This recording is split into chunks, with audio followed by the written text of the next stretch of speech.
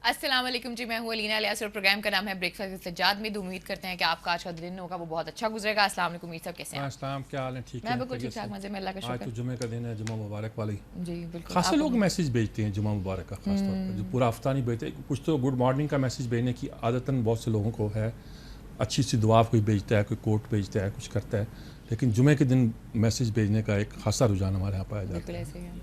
पहले अपने सेगमेंट की तरफ चलते हैं जिसका नाम है हेडलाइंस।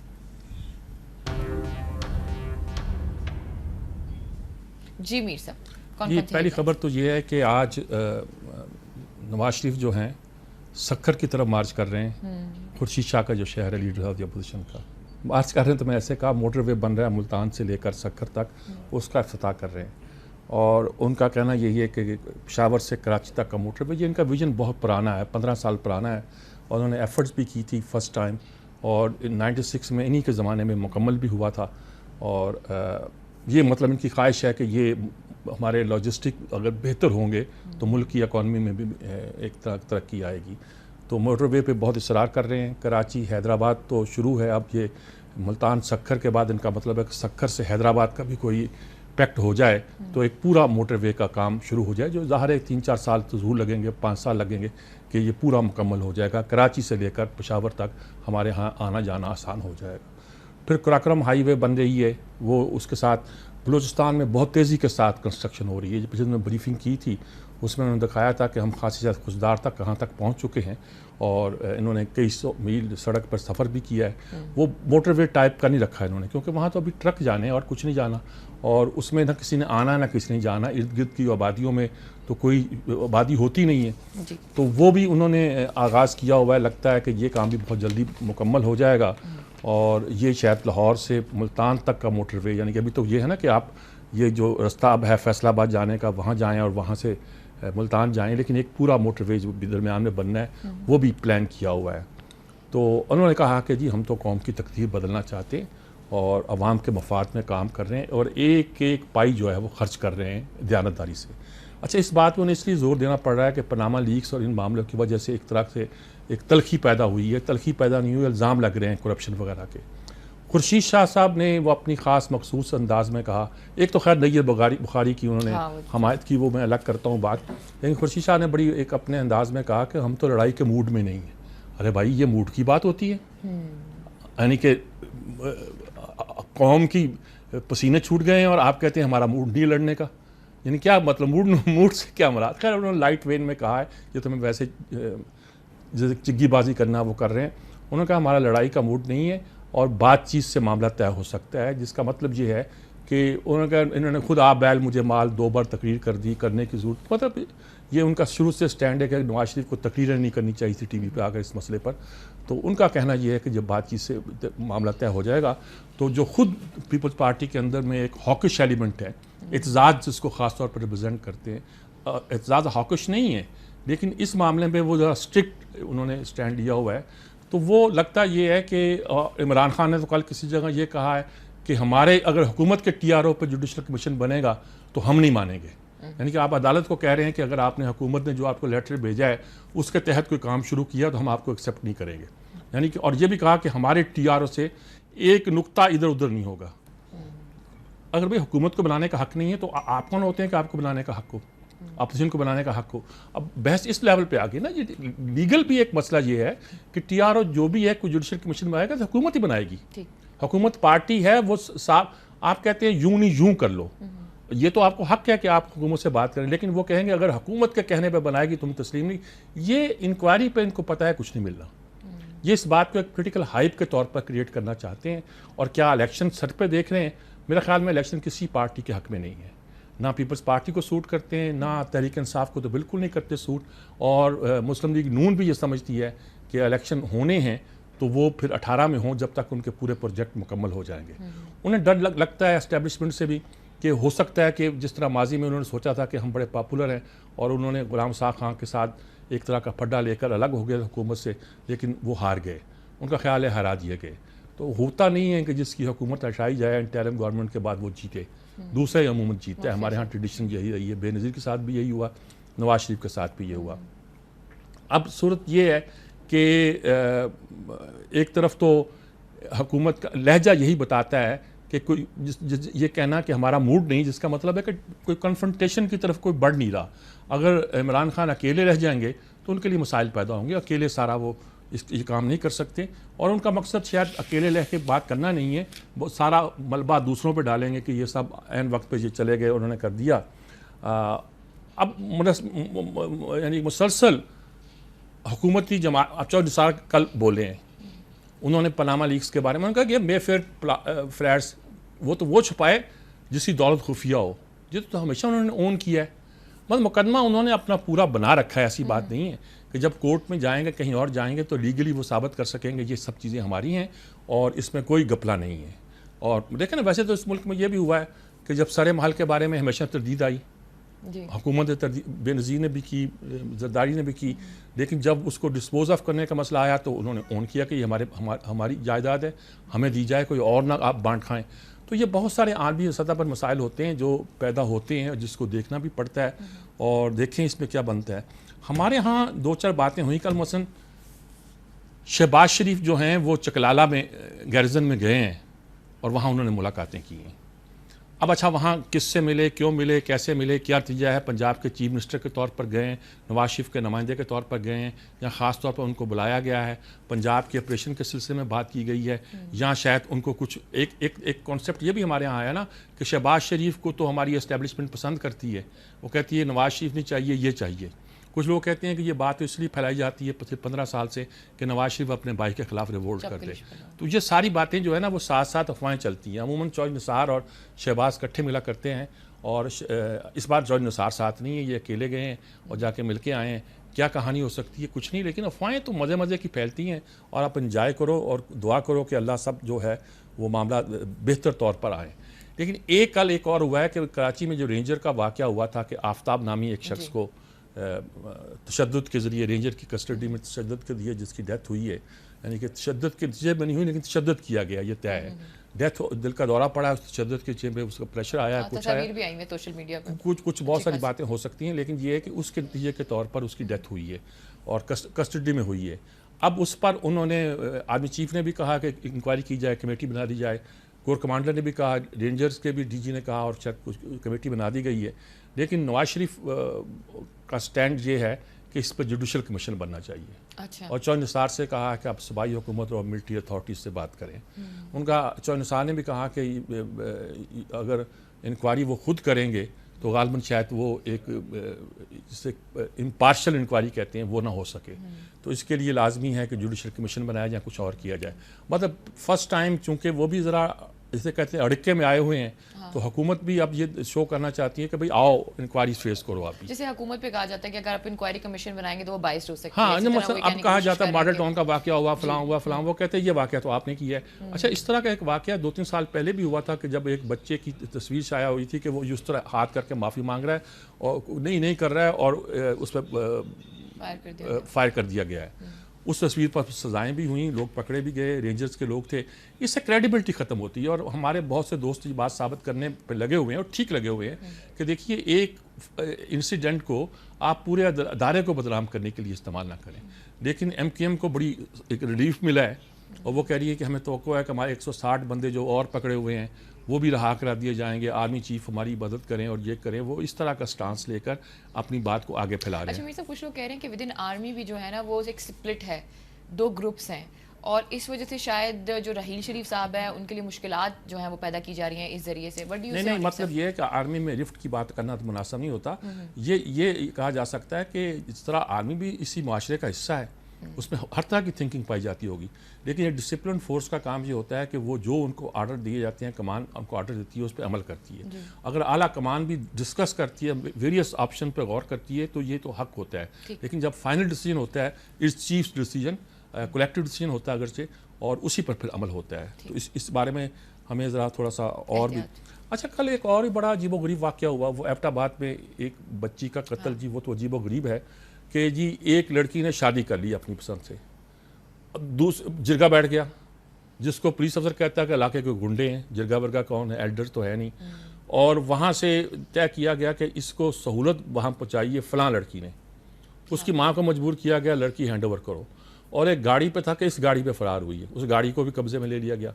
तो उस गाड़ी पर उस लड़की को बेहोश किया गया और उसके दुपट्टे से उसका गला घोंटा गया और गाड़ी में डाके आग लगा दी गई। बिल्कुल ऐसे। अच्छा, अब ये जो वाकया है इस टू मच, यानी कि गैरत के नाम पे किलिंग भी आप कहना चाहते हैं तो ये गैरत के नाम पे किलिंग भी नहीं है। जिस पर आपको गैरत आई है वो तो शादी करके चली गई है, और शादी करके जाना कोई इसमें गैरत कहाँ से आ गई? अगर वैसे भाग गई तो बताओ ज़रा यार, वो शादी करके गई है, निकाह करके गई है, इस्लामी उसूलों के मुताबिक हुआ है। अगर माँ बाप नहीं चाहते तो उसने अपनी मर्जी शादी कर ली, जो उसका हक पहुँचता है। आप किस चीज़ पे उसको मतून कर रहे हैं और कर रहे हैं? वो ट्राइबल मुआशरे की ट्रेडिशन जो है वो गले पड़ जाती हैं और लोग कहते हैं कोई दीन की बात और गैरत की बात इसमें आ जाती है। इधर ये हुआ कि वो उसको, उस लड़की का लेकिन क्या कसूर था? एक तो इतना जी उसने सहूलत का, अबे सहेली के साथ कोई दिया तो ये तो कोई ऐसा इशू थोड़ा कि उसको आप मौत के घाट उतार दें। मिसाल के तौर पर अगर आप कोई इंसाफ करने भी बैठे हुए हैं तो कोई तरीका है ये। और मीर साहब जो मुल्जिमान वहाँ पे दिखा रहे थे टीवी स्क्रीन पे, वो बेचारे, उनकी किसी की काफ़ी दाढ़ियाँ थी, बुजुर्ग भी थे, बड़े भी थे। वैसे बुजुर्गों से तो आप हमेशा ये एक्सेप्ट करते हैं ना, एक्सपेक्ट करते हैं कि वो कुछ मॉडरेट करेंगे, कुछ पता नहीं क्या मदकूक लोग कहाँ से इकट्ठे कर लिए उन्होंने। दाढ़ी तो वो माशरे में हर शख्स रख लेता है, वो तो कोई ऐसी बात नहीं है। और एक ट्राइबल वो जो सारा है, बड़ी खबरें यही हैं जी। एक छोटी सी खबर और है, कराची में बिल बोर्ड्स हुकूमत ने हटा। ये बिल बोर्ड का भी एक बड़ा एक अजीब व गरीब सूरत हाल पैदा होती है। जगह जगह बिल बोर्ड्स हैं, ट्रैफिक को रोकती हैं और बहुत से मसाइल पैदा करते हैं। खबरें हैं और दो चार, आप चेक भी कर लो तो है, लेकिन मैं जरूरी नहीं समझता। जी मैं बस तुर्की के वजीर आज़म जो इस्तीफा दे रहे हैं, हाँ। और ये छोटी बात नहीं है। ये हाँ, अर्दवान उसको लेकर आया था। जी। अब अर्दवान अपने दामाद को या एक दोस्त को लाना चाह रहे हैं। तो मेरे तो बहुत फेवरेट रहे हैं अर्दवान भी। फतहुल्लाह गुलन जरा उनके खिलाफ हो गए हैं और सारी सूरत हाल डिफरेंट है, लेकिन वो तो बड़े कन्विंस हैं। वो कहते हैं कि बड़ी दांतली करप्शन होती है। लेकिन हम तो अपने बरादर इस्लामी मुल्कों के बारे में, चाहे हुक्मरान हो चाहे अपोजिशन में हो, हमेशा इत्दाल में रहे हैं। हमारे यहाँ इस्लामी जहन भी रहा है, लेकिन जब वहाँ सेकुलर पार्टियाँ बरसे इक़्तिदार थी तो हम उनकी भी तारीफ़ किया करते थे, दुआ किया करते थे कि तुर्की के भाई हमारे तरक्की करते रहे, वो जिस रास्ते पे चले वो बेहतर रास्ता हो। बस यही खबरें हैं जी। कुछ अद्वियात महंगी हो गई हैं, दूसरी तरह की खबरें भी हैं, लेकिन बड़ी खबरें यही हैं। और देखा जाए तो पनामा लीक्स का जो शोर है वो एग्जिस्ट तो करता है, लेकिन उतना तेज़ नहीं है। अब थोड़ा सा एक हुआ है और छोटी छोटी और खबरें भी आने लगी हैं। वरना हाँ, एक वाक़या वो नैयर बुखारी का मैं भूल गया, जिक्र करके भूल गया मैं। वो नैयर बुखारी साहब हमारे सेनेट के चेयरमैन हैं, उनकी वो वीडियो चल रही है, थप्पड़ मारा उन्होंने, मीडिया ने अजीब कर दी। उन्होंने धक्का दिया है, बेटे ने थप्पड़ मारा, बेटे को उन्होंने चौकीदार पहले अपना घाट कहा, बाद में मानना पड़ा कि वो। अब खुर्शीद शाह उसकी हमायत कर रहे हैं, कायरा उसकी हमायत कर रहे हैं। अरे कि एक देखिए, कायरा ने इस तरह का बात की कि उसका नैयर बुखारी का कोई इसमें कसूर नहीं है, तो फिर साफ कह दो कि बेटे को पकड़ो, थप्पड़ तो उसने मारा है और इन्होंने तो सिर्फ इतना ही किया। ये देखिए, ये जो अकड़ फूं है ना हमारी इस क्लास में, ये जाती नहीं है। आप जा रहे हैं, वो सफ़ेद कपड़ों वाला सिविलियन को हक नहीं पहुंचता कि मुझे पूछे वो सफ़ेद कपड़ों में था, यूनिफॉर्म में था। आप कौन सी सेनेट के चेयरमैन की यूनिफॉर्म पहनकर अब वहां बैठे हुए थे? आप भी सफ़ेद कपड़ों में जा रहे थे ना।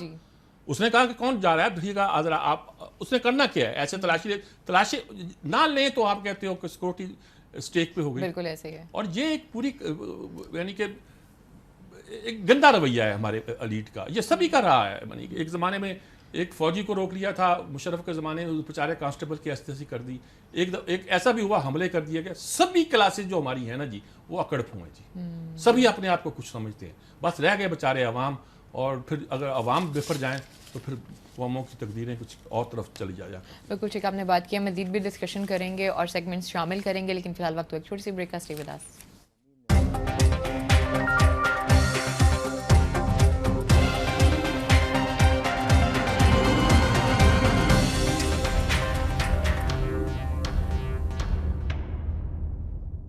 अपने अगले सेगमेंट की तरफ चलते हैं, जिसका नाम है इनसाइट। जी मीर साहब, कौन कौन से आर्टिकल्स? पहला जी औरिया का आर्टिकल है, औरिया मकबूल जान का आर्टिकल है, जिसको मैं इसी कॉन्टेस्ट में इसलिए सबसे पहले पढ़ा हूँ कि चोर को पड़ गए मोर। ये जो पनामा लीक्स हैं, इसकी उन्होंने डिटेल बयान की है कि हैं क्या है, कैसे हैं। उन्हें कहा एक जर्मन अखबार को एक पलंदा वसूल होता है। पलंदा तो नहीं होगा, ये कोई ट्रक लोड्स ऑफ चीज़ें होंगी, और पलंदा वसूल हुआ और फ्री वसूल हो गया। मालूमात का ख़जाना इतना बड़ा, कोई पैसे नहीं लिए। उन्होंने एक इंटरनेशनल अदारे को, international consortium of journalist journalism जो भी है, उसको हैंड ओवर कर दिया फ्री। चलो भाई तुम खाओ और ऐश करो, इसको देखो इसमें क्या है। उन्होंने 1 साल उस पर मेहनत की और ज़ाहिर है उस पर बड़े पैसे लगे होंगे।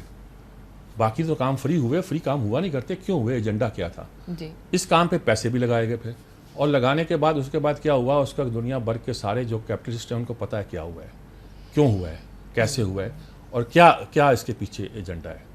और नाम इन्होंने लिया जॉर्ज सोरोस का। जॉर्ज सोरोस पिछले 20 साल से दुनिया भर के ये कंसोर्शियम वगैरह मालियाती इदारे का मालिक है।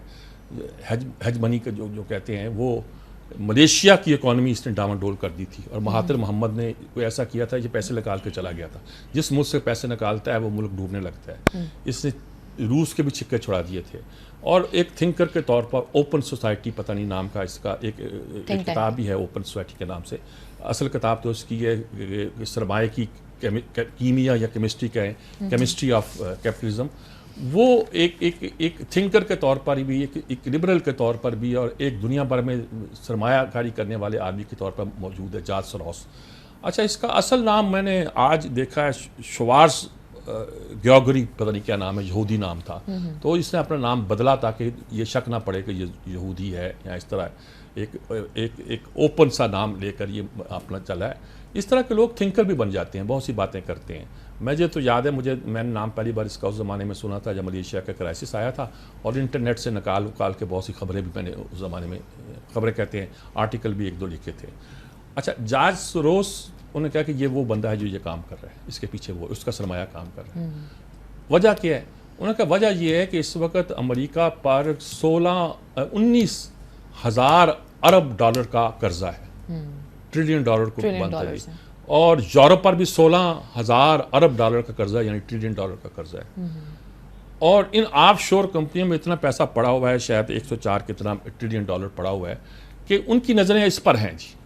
उन्होंने कहा ये जो यूरोपीय ममालिक करते क्या हैं, मार्क्यूस की दौलत ये खा गए, शाह फरान की दौलत ये खा गए, पनूशे की दौलत ये खा गए, यानी आमर जो लूट कर अपने मुल्कों को आते हैं तो ये उनकी दौलतें एक तरफ से उन पर कब्जा कर लेते हैं और शो करते हैं। अब इनकी नज़र इन पैसों पर है, या तो इसके नतीजे के तौर पर ये पैसे हथियाने की कोशिश करेंगे, या ये कोशिश करेंगे कि मुख्तलिफ मुल्कों के अगर जिक्र आया है तो उन मुल्कों को दबाव कर, या उनके हुक्मरानों को दबा कर, या उनके लोगों को दबा कर कुछ पैसा जो है अपनी मार्केट की तरफ डाइवर्ट करेंगे।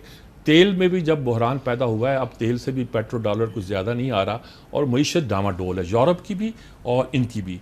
तो ऐसी सूरत में वो कोई कानून भी बनाना चाहते हैं जिसमें फर्मों को मजबूर किया जाए कि वो ये असासे ज़ाहिर करें। असल में ये असासों पे कब्जा, अब कह दिया जाए शहनशाह दौलत ने इतने बिलियन डॉलर कमाए हुए हैं, मुंजमद कर दिया गया असासे। मुंजमद करने से क्या मतलब, अमेरिका ने इस्तेमाल कर लिया और क्या। तो इस तरह की कहानियों का इनका ख्याल है कि वो हो रहा है।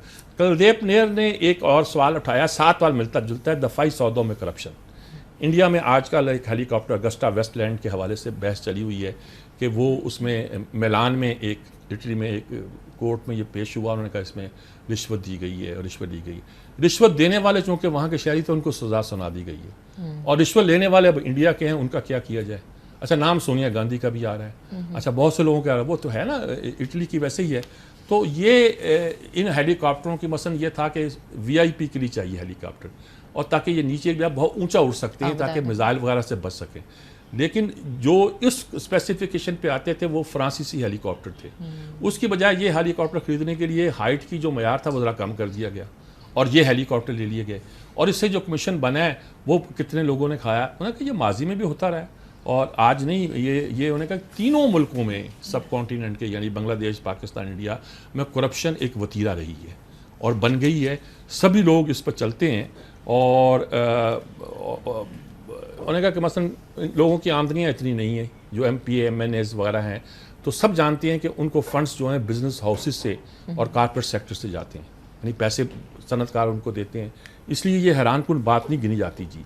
अब ऑडिटर्स काउंसिल अब वहाँ आया कि ऑडिटर्स ने भी के नाम भी इन करप्शन, 20 ऑडिटरों के नाम हैं, जर्नलिस्टों के नाम है। उन्होंने कहा ये जर्नलिस्टों को भी, उनकी काउंसिल को भी सोचना चाहिए, करना चाहिए, और देखना चाहिए कि इसको कैसे हम बेहतर तौर पर कर सकते हैं, क्योंकि ये खासा तशवीश का मामला है जी।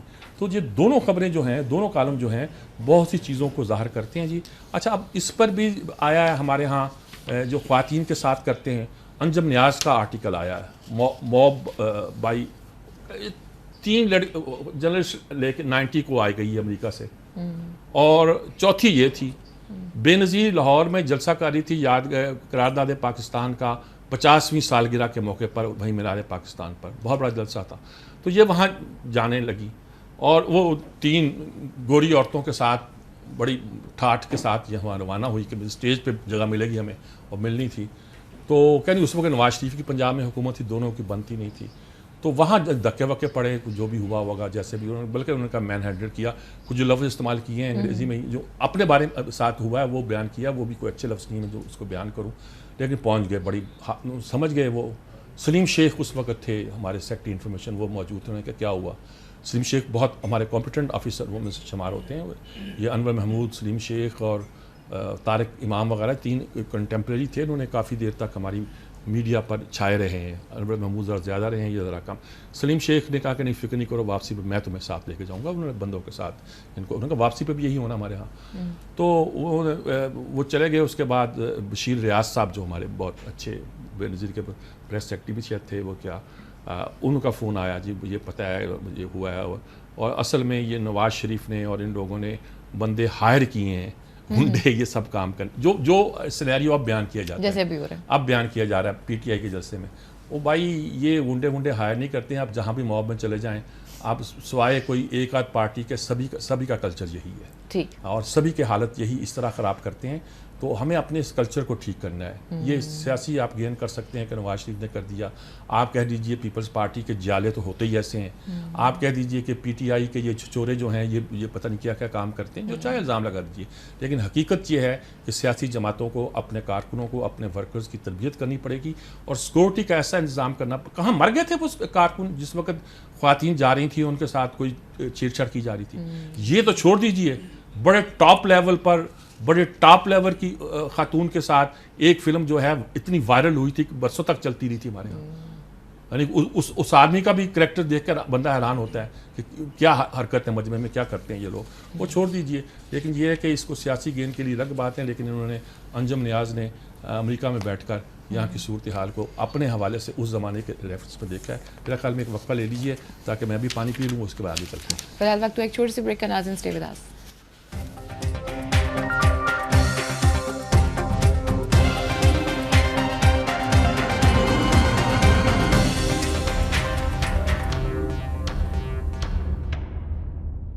जी मीर साहब, और कौन कौन से मजीद आर्टिकल्स जो आप, ये गाइन डायर का आर्टिकल है, बांग्लादेश इन डीप ट्रबल। बांग्लादेश में हसीना वाजद ने कहा है कि ये जो अगर मजहब के खिलाफ की बात करेगा, हमारे नबी के खिलाफ बात करेगा, तो लोग उस पर मुश्तिल हो गए और ये कोई दुरुस्त बात नहीं है। असल में उसने सेकुलरिज्म का इतना पखंड खिला रखा है वहाँ कि उसके नतीजे के तौर पर लोग जो है ना वो एक तरह के एक्सट्रीमिस्ट होते जा रहे हैं।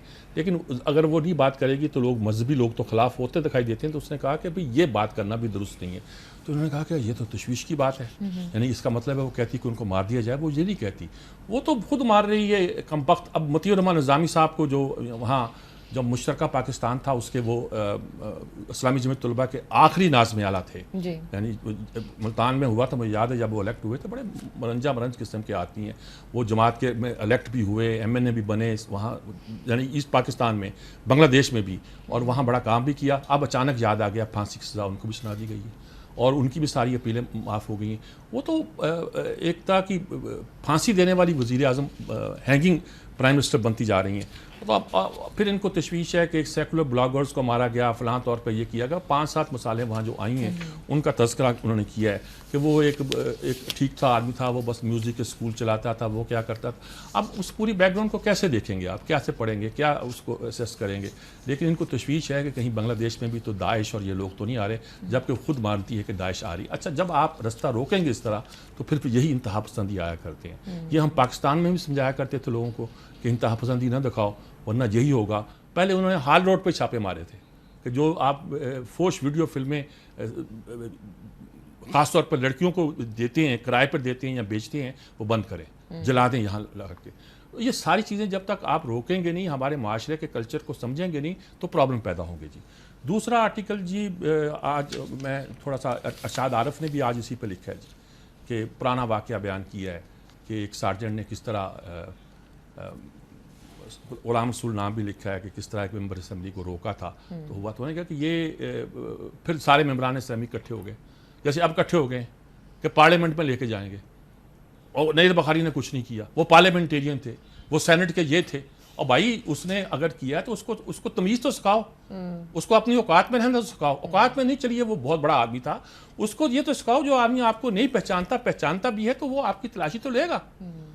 ये तो नहीं होता, हम कहीं जहाँ जाते हैं लोग नाम लेकर एक तरह के सलूट करने के अंदाज में, अजी मैं आपका प्रोग्राम भी सुनता हूँ, देखते हैं, उनका फ़र्ज़ है वो देखें, मैं तो कभी इस पर बुरा नहीं मानता।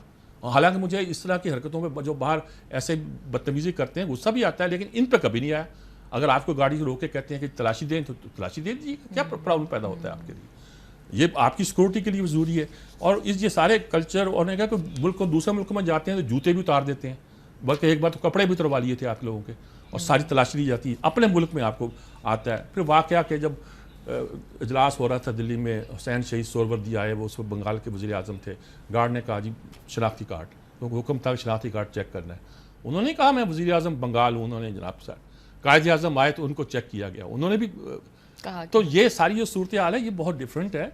हमारे यहाँ ये जो होता रहा है कि सरकारी मुलाजम सियासतदान वगैरह को एक दो वाक़यात भी, फिर हम इन्हें मुकद्दस गायें कहते हैं तो ये बुरा मानते हैं। हाँ, अरशाद आरफ साहब ने इस पर तफसील से लिखा है, और इस पर आज हारून रशीद ने इस तरह लिखा कि दो चीज़ें बहुत अच्छी और अहम होती हैं, एक खलूस और एक इनकसार। और बरादरम नय्यर बुखारी लिखा उन्होंने दो बार तीन बार कि बरादरम नय्यर बुखारी गोया खलूस और इनकसार से ज़रा उन्होंने क्या था तुम्हारी तलाशी ले लेते, इसमें क्या अकड़ फूँ किस बात की होती है, तरीके से लिखा है, कुछ ज़्यादा तंग नहीं करना चाहते। और फिर हज़रत उमर के वाक़यात लिखे हैं उन्होंने, जिस तरह वो यरूशलेम में गए और ग़ुलाम बैठा हुआ था। आज यूरोप में जितने लॉज हैं ना ये सोशल सिक्योरिटी के, डॉक्टर हमीदुल्लाह ने लिखा था अपनी रिसर्च के बाद, बहुत बड़े स्कॉलर हैं, कि ये हज़रत उमर ने पहली बार इंट्रोड्यूस किए थे। और आज भी यूरोप में उन्हें उमर लाज कहा जाता है, उसके नाम से सोशल सिक्योरिटी के लाज चलते हैं। हमें लोग ये पढ़ाते हैं कि ये इसको इस तरह किया जाए, उस तरह किया जाए। इस तरह क्या किया जाए? जिस तरह हम कर सकते थे अपने ज़माने में किया, अब हम गुलाम ही तो हैं इस वक्त। अच्छा मीर साहब, आपको याद है वो यूसुफ रज़ा गिलानी के गार्ड ने भी एक लड़के को मारा था इसी वजह से, जो काफी तो और बहुत सी बातें की थी, तो उसने खुद हरकत की थी, जिसकी मैं वीडियो का जिक्र कर रहा हूँ, वो अभी तक मौजूद है बहुत सी जगहों पर। बहरहाल नाम उन्हीं का आ गया। चलें फिलहाल लेते हैं एक छोटी सी ब्रेक, स्टे विद अस।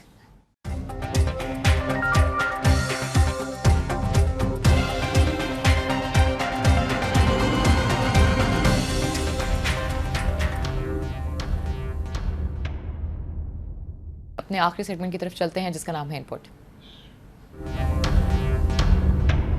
और स्टूडियो में आज हमारे साथ मौजूद हैं प्रोफेसर सज्जाद नसीर साहब। टेलीफोन लाइन पे हमारे साथ मौजूद हैं मुजीबुर रहमान शामी साहब, रिनाउंड एनालिस्ट हैं, और इसके साथ साथ एक और एनालिस्ट हमारे साथ मौजूद हैं जिनका नाम है Farooq Sohail Govindi. Hand over to you. अच्छा जनाब, कैसे हैं आप? ठीक है। अच्छा, मसला तो आजकल एक ही चल रहा है। पहले मैं शामी साहब से मैं सवाल पूछता हूँ, फिर आपको बात करने में ज़्यादा, उस पर इनपुट देने में ज़्यादा मज़ा आएगा। अस्सलाम वालेकुम शामी साहब। वालेकुम अस्सलाम जी। शामी साहब, ये खुर्शीद साहब कहते हैं हम लड़ाई के मूड में नहीं हैं और बातचीत हो सकती है। इमरान खान कहते हैं एक शोशा भी बदला तो हम नहीं मानेंगे। तो क्या नक्शा क्या नज़र आता है आपको? कन्फ्यूजन है या कुछ बात बनती नज़र आती है? इसका मतलब यह है कि ये जो अपोजिशन जमातें इकट्ठी हुई थी, जी, इनके दरमियान इत्तेफाक नहीं है तफसीलात पर, क्योंकि शाह महमूद कुरैशी साहब ने भी खुद मुझसे गुफ्तगू करते हुए ये बात कही कि सियासतदान दरवाजे बंद नहीं करते और हम मुज़ाकरात के लिए तैयार हैं। ठीक। और खुर्शीद शाह साहब से भी जो मेरी बातचीत हुई और उन्होंने बयानात भी दिए हैं, उसमें भी उन्होंने ये कहा कि हम बातचीत के लिए तैयार हैं और टर्म्स ऑफ रेफरेंस के ऊपर हुकूमत जब हमसे बात करना चाहेगी हम भी उससे बात करेंगे। लेकिन इमरान खान साहब ने जो कल इंटरव्यू दिया है कामरान शाहिद साहब को, उसमें उन्होंने कहा है कि शोशा भी तब्दील नहीं होने देंगे। तो ये तो दो मुख्तलिफ बातें हैं जो कही जा रही हैं। अगर ये फरीकैन अपने अपने मौक़िफ़ पर कायम रहे तो इसका मतलब ये है कि अपोजिशन जो है उसमें वो मुत्तहिद नहीं है इस मामले में, और उसकी अपनी अपनी राय है मुख्तलिफ जमातों की और मुख्तलिफ रहनुमाओं की। तो फिर अल्टीमेटली क्या होगा, ये इसके लिए थोड़ा सा इंतजार करना पड़ेगा। खुर्शीद शाह तो कहते हैं जी हम लड़ाई के मूड में नहीं हैं और बातचीत से मामला तय हो सकता है, कुछ तरह का लहजा उनका। अच्छा गोविंद साहब, आपको आवाज आ रही है मेरी जी? हाँ जी, आ रही है आपकी आवाज। अच्छा, हम यही जो अभी शामी साहब से हम बात कर रहे थे, वही मैं आपसे पूछना चाह रहा हूं कि इस वक्त क्या लग रहा है, ये पार्टियां जो हैं कोई मूवमेंट चलाने के पूरा प्लान में हैं या कुछ अंडरस्टैंडिंग हो जाएगी या बात बस चलती रहेगी, पार्टियों में इख्तलाफ हैं? शामी साहब कहते हैं कि पॉइंट ऑफ व्यू से मुख्तलिफ लग रहे हैं। देखिए जी, पीटीआई तो बिल्कुल तैयार है और पाकिस्तान पीपल्स पार्टी इन बिटवीन है। पाकिस्तान पीपल्स पार्टी फैसला ये करेगी कि उसको क्या कंसेशन मिलती हैं। पाकिस्तान पीपल्स पार्टी की लीडरशिप अभी तक इंतजार में है कि पनामा लीक्स की जो दूसरी एपिसोड आनी है 9 मई को, जो जर्मनी से लीक होनी है, पीपल्स पार्टी के आला लीडर जिसमें रहमान मलिक भी हैं, इंतजार कर रहे हैं कि क्या उनका नाम आता है कि नहीं। हालांकि मोहतरमा बेनजीर भुट्टो का नाम है, उनकी ऑफशोर कंपनी भी थी। आसिफ अली जरदारी साहब की सियासत तो इक्तदार की सियासत है, वो सिर्फ इस इंतजार में है कि अगर इक्तदार का पलड़ा उनकी तरफ आया तो वो अपना वजन उस तरफ डाल देंगे, वरना वो नाम नहाद जमहूरियत या सिविल हुकूमत जो है मियां नवाज शरीफ साहब की क़यादत में उधर डाल देंगे। तो पाकिस्तान पीपल्स पार्टी का मौकफ कोई नजरियाती असूली नहीं है, बल्कि बड़ा सो कॉल्ड अपॉर्चुनिस्ट है, जिसको प्रैग्मेटिक कहा जाता है यहाँ पाकिस्तान में, बेसिकली वो अपॉर्चुनिज्म है। तो आसिफ अली जरदारी एक अपॉर्चुनिस्टिक स्टैंड लिए हुए बैठे हैं कि अगर पावर सेंटर वो देखेंगे वो ताकतवर है जो पाकिस्तान में पस मंजर में रह के ताकतवर होता है, तो वो उधर डाल देंगे अपनी ताकत। ठीक बात है जी। फैज साहब, आप दोनों बातें सुन ली आपने, आपका क्या तज़किया कि क्या होने जा रहा है जी? देखिए, दो पहलू हैं इसके। एक तो लीगल डायमेंशन है और दूसरी है पॉलिटिकल डायमेंशन। जिस किस्म के हालात चल रहे हैं इसमें लीगैलिटी जो है, अच्छा, वो सेंट्रल इशू नहीं है कि किस तरीके से तफ्तीश होनी है। हाँ, लीगैलिटी सेंट्रल इशू नहीं है, that is not a central issue. ये सारी चीज़ अब सिमट के पॉलिटिकल इशू बन गई है। अब देखने वाली बात यह है कि ऑपोजिशन जो है, 9 जमातें, क्या वो यकजा हैं इस अपने इस मौक़िफ़ पे कि कमीशन बने, प्राइम मिनिस्टर की पहले अकाउंटेबिलिटी हो और उसके बाद दूसरों की हो, और कमीशन जो है वो उस TORs पे बने जो कि ऑपोजिशन ने प्रेजेंट तो किया। इशू नहीं हुआ। अच्छा, अब ये पॉलिटिकिंग हो रही है, इसको हम पॉलिटिकिंग कहते हैं। हाँ। और स्टेलमेट हो रहा है। अच्छा, इसका फ़ायदा जो है वो ज़ाहिर है हुक्मरान जमात को है कि अगर ऑपोजिशन जो है उसमें क्रैक्स आ जाते हैं, यकसुई नहीं रहती है और वो डिवाइड हो जाते हैं, तो ऑपोजिशन का एक मूवमेंट का लॉन्च करना जो है वो बहुत मुश्किल नज़र आता है। आपका मतलब यही है कि ये भी इस तरह फिजल आउट हो जाएगा जिस तरह? नहीं, मैं इसको फिजल आउट नहीं कहता। अच्छा। मैं ये समझता हूँ कि ये इशू ऐसा है कि ये दबेगा नहीं, और ये एक चीज़ आई है। अब इसके साथ साथ मतवातर और बहुत सारी चीज़ें जो हैं वो रिवील होती चली जा रही हैं, ना सिर्फ पनामा लीक के हवाले से, बल्कि आपकी इंटरनल एडमिनिस्ट्रेशन जो है उसकी जो माल प्रैक्टिसेस हैं, अच्छा, वो भी उजागर इंडिया के बारे में मैंने आज पढ़ रहा था कुलदीप नैयर का, वहाँ भी करप्शन की बड़ी, खासतौर पर दफाई माहिदों में कहते हैं हमेशा करप्शन होती रही जी। वो देखें, जब भी वहाँ हुआ है तो वहाँ इंक्वायरी हुई है। जब मेगा केस कोई आया है जिसमें कि इंदिरा गांधी का बेटा इन्वॉल्व था, तो उसमें इंक्वायरी हुई काफ़ी, वो हेलीकॉप्टर और उसका पॉलिटिकल फॉल आउट जो था वो कांग्रेस से आया। तो जिसका मतलब ये है कि वहाँ मेगा करप्शन केसेस जो हैं, अच्छा, वो जब इन्वेस्टिगेट होते हैं तो इम्पॉर्टेंट बात जो है वो ये है कि एक ट्रस्ट और रिलायबिलिटी है ऑन द इंस्टीट्यूशंस। पाकिस्तान का प्रॉब्लम ये है कि हमारे यहाँ इंस्टीट्यूशनल डिसफंक्शनलिज्म आ गया है। ठीक बात है, और जब तक आप इंस्टीट्यूशंस जो हैं उनको फंक्शनल नहीं करेंगे, तब तक बात नहीं। उतनी देर तक ना तो अकाउंटेबिलिटी चलेगी, ना ही लीगल इश्यूज जो हैं वो किसी तरीके से सेटल हो सकते हैं। ठीक बात है। अच्छा शामी साहब, मैं एक दूसरे मसले पर आपसे बात करना चाहता हूँ, बहुत सेंसिटिव मसला है, मैंने सोचा था पहले ये कर दूँ। वो मसला ये है कि कराची में जो वाक़या हुआ है आफ्ताब का, उसमें उन्होंने फ़ौरन आर्मी चीफ ने रिएक्ट किया, रेंजर ने रिएक्ट किया, उन्होंने इंक्वायरी शुरू कर दी। अब नवाज शरीफ कहते हैं फ़ौज से ही बात करो, सूबाई हुकूमत से ही बात करो, ये जो जुडिशल कमीशन बनना चाहिए। और चौधरी निसार ने कहा कि वही अदारे जो हैं वो नहीं कर सकते, इन्हें कुछ और तरीका अख्तियार किया जाए। क्या ये कुछ और टसल दिखाई देती है, क्या है ये? आप क्या समझते हैं इस वक्त इस सारी सूरत? देखें जी, जो कराची की सूरत हाल है उसमें आफ्ताब साहब के केस की इंक्वायरी मेरा ख्याल डिले टैक्टिक्स में जाएगी और इसका होगा कुछ नहीं, क्योंकि ऐसे मामला पहले भी आए हैं सामने। एमकेएम ने इल्जाम लगाए हैं कि उनके कितने लोग जो है वो घरों से उठाए गए हैं, दफ्तरों से उठाए गए हैं, और उस पर आवाज भी आई और मुतलका अदारों ने भी जवाब दिया कि हम जवाब देंगे, लेकिन होता कुछ नहीं है। नहीं, पिछली बार एक रेंजर का बंदा जिसने बंदूक तान रखी थी किसी बच्चे पर, वो उसको तो सजा सुनाई गई, पकड़ा भी गया, अरेस्ट भी किया गया। वो चूंकि एक सरेआम वाकया हुआ था और वो वीडियो आ गई थी और उसका एक बहुत शोर ऐसे उठा था कि सोशल मीडिया में उसकी तस्वीरें थी उस रेंजर वाले की जो गोली मार रहा था उस बच्चे को। अब ये मामला है कि इसके अंदर हसन नासिर को आपको याद है 50 साल पहले तशद्दुद का निशाना बनाया गया किले में, उसका कोई फैसला नहीं हुआ। जो हुकूमत खानों में टॉर्चर सेल्स में जितने भी मुझे कोई वाकया बता दें किसी के साथ तशद्दुद हुआ हो, सिविल हुकूमत हो, मिलिट्री हुकूमत हो, उसकी क्या इंक्वायरी होगी बाद में? ये यकीनन एक अभी इमीडिएटली इन्होंने पानी डाल दिया इस इशू पे, हम इसकी इंक्वायरी करेंगे और उसके बाद होगा कुछ नहीं। मुझे अच्छा, तो मैं शामी साहब लाइन पे आ गए, शामी साहब से ही बात करते हैं, है मामला सेंसिटिव जरा। जी शामी साहब, आवाज आ रही है आपको? जी अब हाँ जी आ रही है जी। अच्छा शामी साहब, मैंने यही पूछा है कि ये जो मसला पैदा हुआ है आफ्ताब का कराची में, उसमें अब नवाज शरीफ कहते हैं कि जुडिशल कमीशन बनाया जाए, और ये कि हैं जी चौधरी निसार अली साहब ने ये कहा है। हाँ कहा, लेकिन सुना है कि आज एक खबर एक अखबार में है कि नवाज शरीफ साहब ने इंस्ट्रक्शन दी है कि ये कमीशन के लिए सूबाई हुकूमत से और फौज से बात करें आप। एक में ये भी है। देखिए हाँ।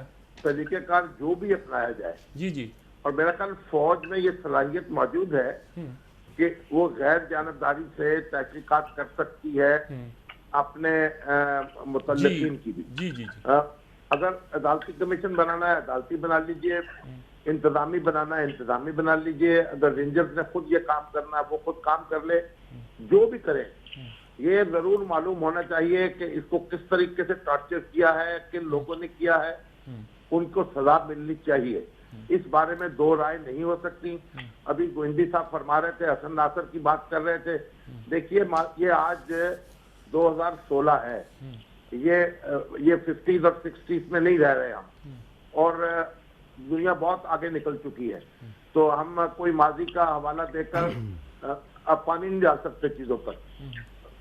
इसलिए ये तो इसमें कोई दो राय मुशर्रफ ही बाहर ना जाते। अगर ये सूरत हाल बदल चुकी होती तो जनरल मुशर्रफ पाकिस्तान से बाहर ना जाते। नहीं, वो तो बात, और तो जितनी बात मर्जी कर लेना, लेकिन असल बात यह है हमें फोकस करना है इस बात पर कि ये जो टॉर्चर हुआ है और जिससे मौत वाक़ हुई है उसके जिम्मेदारी का तयन किया जाए और उनको सजा दी जाए।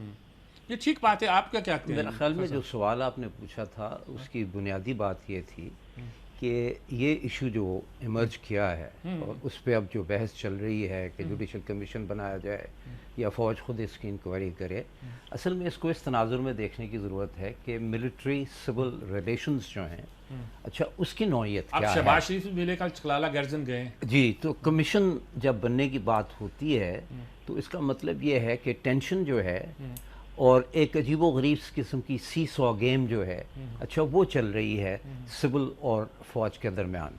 पिछले एक माह से नवाज शरीफ साहब की कोई मुलाकात जो है आर्मी चीफ के साथ नहीं हुई है, और अगर आप देखें नहीं देखें, कोयटा में वो गए हैं और कोयटा में उनको ब्रीफिंग दी गई on law and order situation. Briefing किसने दी? चीफ सेक्रेटरी ने, और उसमें कोई फौजी या अस्करी कुव्वत वाला बंदा जो था वो मौजूद नहीं था।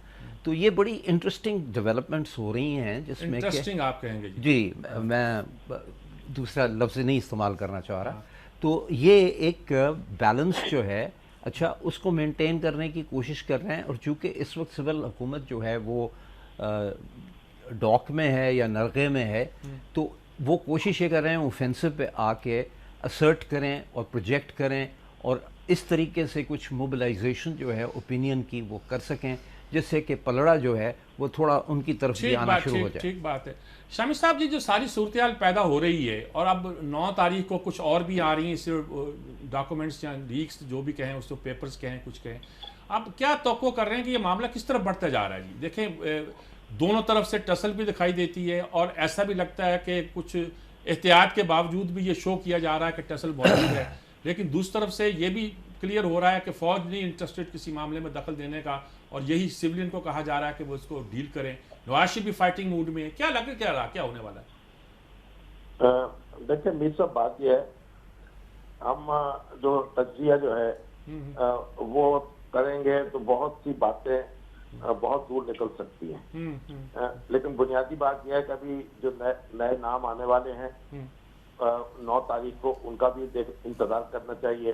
और कल मैं देख रहा था रऊफ कलासरा साहब को, वो अपने प्रोग्राम में उन्होंने उन पाकिस्तानियों के नामों का ऐलान किया जो कि प्रॉपर्टी जिन्होंने खरीदी है दुबई में, और बड़ी दिलचस्प सूरत हाल की, बड़े बड़े नाम आए हैं उसमें, हमारे दानिश्वरों पे भी, और वो लोग जो टीवी स्क्रीन पर बैठकर बात देते हैं उनको भी, उनके नाम भी थे।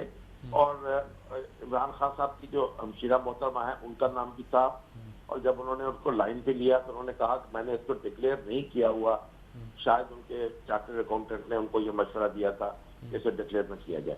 तो ये बहुत से मामला जो है अब खुल रहे हैं, और एक वसी तर आपको इक़दाम की जरूरत महसूस होगी। सिर्फ 1-2 अशखास को टारगेट करने से काम नहीं चलेगा, और ये जो अपोजिशन जो है वो सिर्फ एक वज़ीर आज़म पर इसको महदूद करना चाहती है, तो ये बहुत मुश्किल सूरत हाल होगी। इसलिए सबको तैयारी करनी चाहिए और इंतजार करना चाहिए। और हमारे अदारे जो हैं, इसमें कोई दो राय नहीं हो सकती। जैसे प्रोफेसर साहब कह रहे थे, हमारे अदारे जो हैं गैर फाल हो चुके हैं, और हमारे अदारे जो हैं वो हुकूमती दबाव में काम करते हैं। ना FBI जो इंडिपेंडेंटली काम कर रही है, ना FIA इंडिपेंडेंटली काम कर रही है, ना पुलिस का कोई एतबार बाकी है।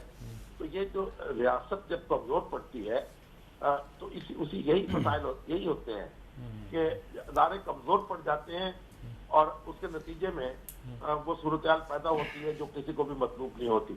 तो अब वक्त आ गया है कि हम इन अदारों को ठीक करें और ये अदारों को बड़ा बनाएं, और जो बड़े बड़े ताकतवर हैं उनको छोटा कर दें इनके सामने। ठीक बात है, वरना हम अपना काम नहीं चला सकेंगे। ठीक बात जी। गोंजी साहब, वो कहते हैं ना कि all is not in state of Denmark, तो गड़बड़ तो लग रही है। कोई यानी कि अदारे भी खराब हैं, कुछ हमारी नीयतें भी खराब नहीं है, कुछ सियासतदान भी ठीक नहीं चल रहे, कुछ पता नहीं क्या क्या हो रहा है। कुछ कोई इस्लाह की नजर आती है आपको? कोई इनकलाब तो नहीं क्या नजर आता है आपको? नहीं जी, मुझे एक पहली बात तो ये, आप अगर इनकलाब फौजी कूड अटैक को कह रहे हैं तो ना, खुदा माफ करे मुझे। और दूसरा, अवाम की तरफ से भी कोई बेदारी की ऐसी जमात नहीं है जो अवाम की बेदारी की क़यादत कर सके। ये स्टेटस को है, और इसके अंदर जो रूलिंग क्लासेस हैं उनके अंदर की लड़ाई है। इनकी अपनी एक लिमिटेशन है, एक हद तक ये जाएंगी। लेकिन ये जरूर होगा कि जो मियां नवाज शरीफ साहब हैं और उनकी पार्टी, उनकी स्क्रू टाइटनिंग होती जाएगी 2018 तक, और पंजाब के अंदर मामला जो से हैं वो ज्यादा सख्ती से निपटे जाएंगे। वायलेंस का इशू है, टेररिज्म का इशू है, लूटमार का इशू है। तो कराची के पैटर्न पर पंजाब पर ऑपरेशन ज्यादा सख्त होगा, और आप देखेंगे 2018 तक, इलेक्शन तक, अगले 1.5-2 साल में अपोजिशन इकट्ठी हो जाएंगी, और खसूसी तौर पर पाकिस्तान पीपल्स पार्टी अपना वजन उधर डालेगी जहां पर वजन ज्यादा होगा। अच्छा ठीक है। अच्छा जी, ये कहते हैं इस्लाह की बात आप कह रहे थे, तो एक तरफ आप जमहूरी निज़ाम की बात भी करते हैं, तो जहाँ जमहूरियतें होती हैं तो पब्लिक ऑफिस होल्डर जो होता है उसकी जिम्मेदारी होती है। और अगर चार्जेस जो प्राइम मिनिस्टर पे हैं, तो जिस तरह दूसरे मुल्कों में हुआ है कि वो इस्तीफे दे गए या उन्होंने इंक्वायरी कमीशन बिठा दी है, अब हमारे यहाँ ये काम नहीं हो रहा है, इसलिए कि ब्लेम गेम शुरू हो गई है कि जी तुम्हारी भी ऑफशोर कंपनीज हैं, वो कहते तुम्हारी भी ऑफशोर। तो अब सवाल ये पैदा होता है कि अकाउंटेबिलिटी का प्रोसेस, इंस्टीट्यूशंस तो फंक्शन नहीं कर रहे, तो फिर कौन करेगा? अब एग्जाम्पल जब तक आप सेट नहीं करेंगे, और हमेशा ये टॉप से होता है, अगर आप ऊपर से एग्जाम्पल सेट करेंगे तो उसका फिर फिल्ट्रेशन इफेक्ट जो है वो नीचे भी आएगा। हमारे यहाँ प्रॉब्लम ये है कि अभी तक अकाउंटेबिलिटी किसी की हुई नहीं है, ना होती है। तो जब तक आप अकाउंटेबिलिटी करेंगे नहीं, उतनी देर तक इंस्टीट्यूशन जो हैं, अच्छा वो अपनी ताकत कहाँ से हासिल करेंगे, और वो कहाँ से अपना डायरेक्शन जो है अपनी वो सही कर सकेंगे। अच्छा, दूसरी बात जहाँ तक पीपल्स पार्टी का ताल्लुक है, मेरा अपना ये ख्याल है कि ये छोटी मोटी जो पीपल्स पार्टी कर रही है, बिलावल साहब की कश्मीर में जो स्टेटमेंट है वगैरह वगैरह, जिससे वो काफ़ी हद तक विड्रॉ कर गए हैं, पीपल्स पार्टी जो है उसको मुस्तकबिल जो है वो मखदूश है, और उनका सर्वाइवल और रिवाइवल जो है वो इस बात पे मुनहसर है कि वो असर्ट करें, कॉन्फ्रंटेशन करें, क्योंकि बारियों वाली बात ख़त्म हो गई है। वो चार्टर ऑफ डेमोक्रेसी वाला जो था ना कि इस दफ़ा तुम्हारी बारी, इस दफ़ा मेरी बारी, पीपल्स पार्टी को ये पता है कि 18 में हमारी बारी नहीं है और पंजाब में भी नहीं आना है। लिहाजा ये जो कॉन्फ्रंटेशन पीपल्स पार्टी दिखा रही है, अच्छा ये अपनी रिवाइवल की एक एफर्ट है और ज़ाहिर उसकी एक लिमिट है कि कहाँ तक ये लेके जाते हैं। लेकिन अगर Peoples Party rational decision making करती है तो उनके लिए नहायत ज़रूरी है कि वो कॉन्फ्रंटेशन में आएँ, तभी वो उनका रिवाइवल और वो स्पेस जो उन्होंने लूज़ की है वो रीगेन कर सकें। जी शामी साहब, मैं हम कंक्लूड करने की तरफ है। मैं आपसे पूछना चाहता हूं कि ये जो सूरत हाल सारी दोनों ने बयान की है, कुछ आपके ये लगता है कि स्टेटस को 18 तक चलेगा? ये इलेक्शन की कैंपेन गोया वक्त से पहले शुरू हो गई है, और जब वक्त से पहले शुरू होना बड़े ख़तरनाक हुआ करता है। दरमियान में किसी गड़बड़ की कोई तवक्को या गुंजाइश नहीं है। क्या ये नक्शा ठीक है?